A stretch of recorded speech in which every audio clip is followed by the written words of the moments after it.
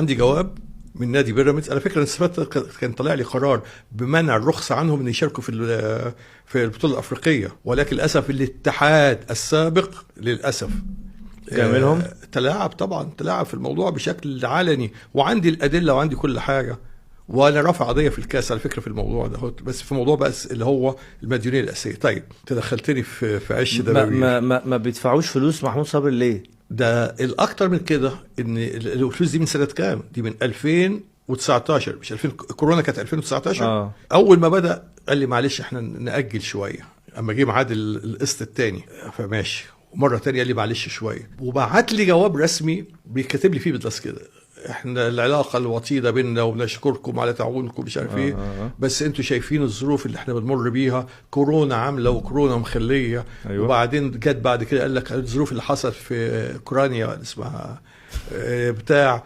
فمعلش احنا عايزين ناجل 6 شهور، وبيشتكي مر الشكوى جواب رسمي مختوب ان انا اجله عشان ظروف كورونا بتاع. لما رفعت القضيه في الكاس بعت لهم الكلام ده، الجوابات اللي جات لي دي، وقلت لهم اتفضلوا صارفين في نفس الفتره الزمنيه على شراء لعيبه حوالي تقريبا ما يقرب من نص مليار، ومش عايز يدفع 10 مليون. انكار عداله.